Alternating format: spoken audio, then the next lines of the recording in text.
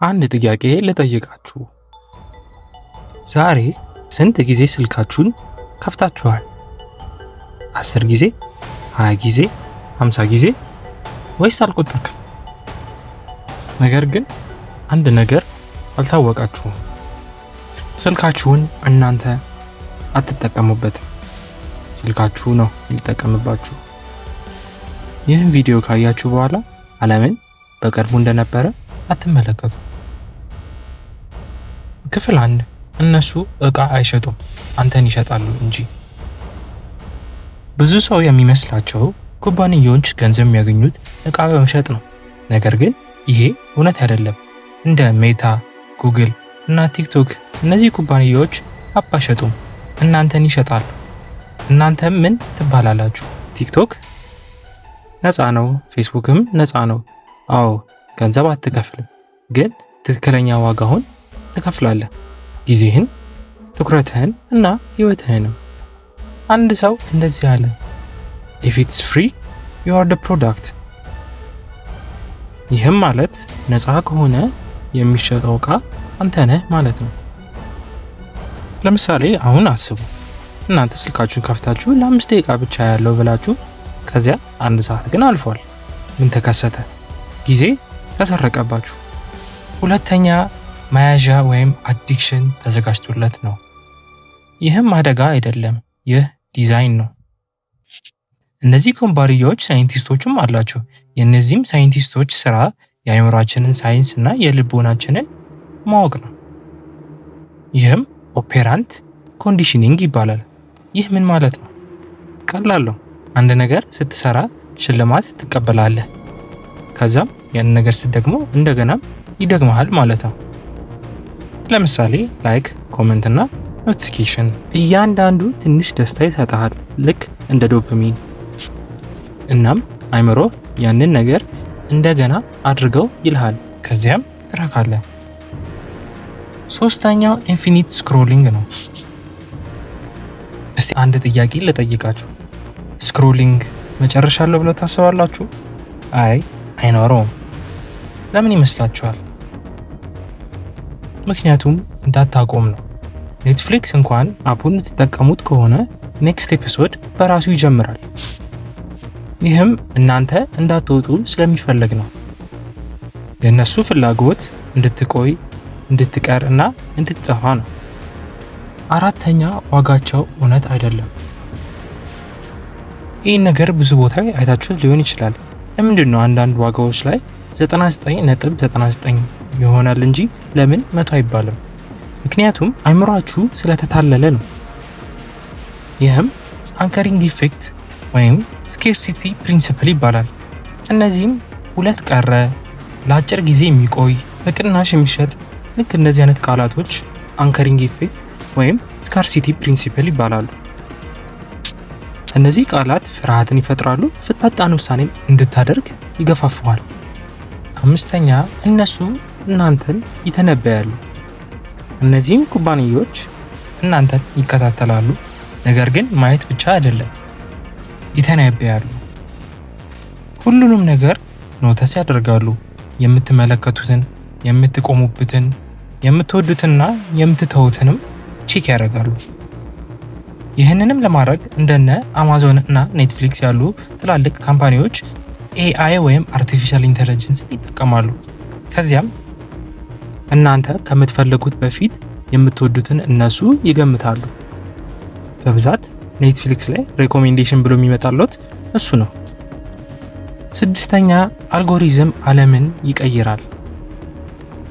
እናንተ ሁልጊዜ የምታዩት የተመረጠላችሁን አይደለም፣ እነሱ የመረጡትን እንጂ። ይህም አልጎሪዝም ተብሎ ይጠራል።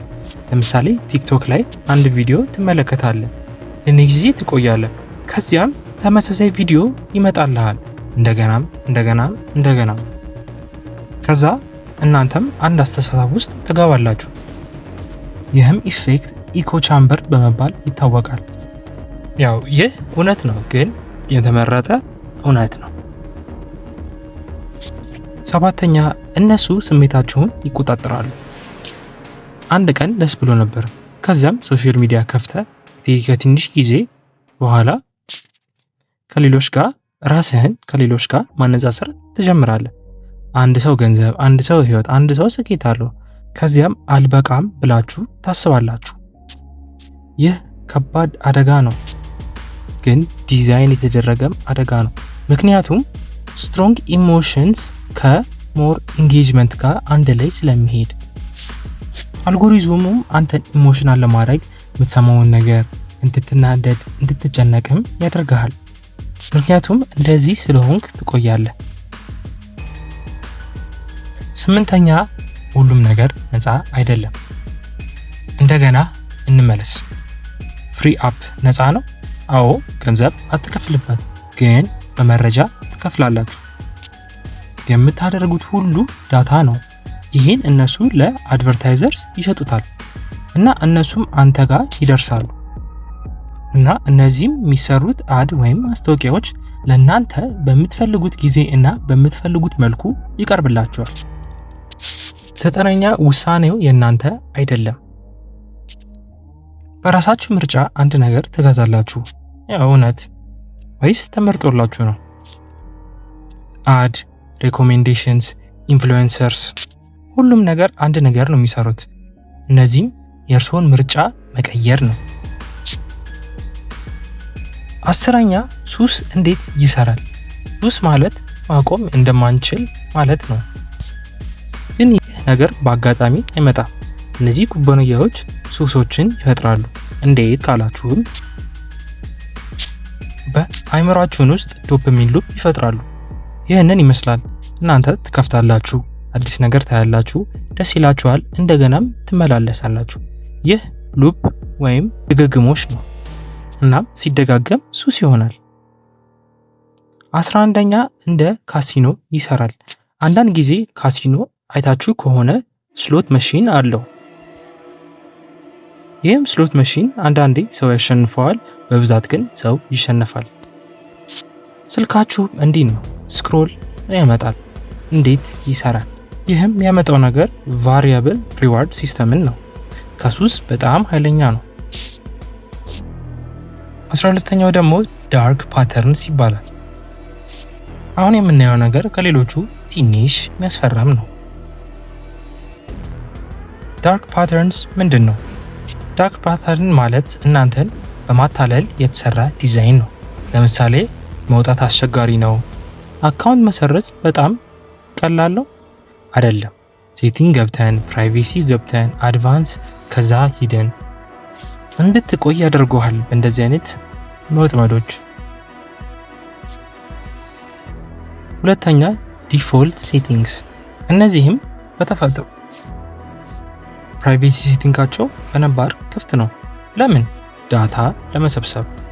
3ኛ ደግሞ ፌክ አርጀንሲ ወይም አሁኑኑ ግዙ፣ እንዳያመልጣችሁ ይሄ ነገር ዶንት ሚስ አውት እያሉ የሚፈጥሩት የሐሰት ንግግሮች።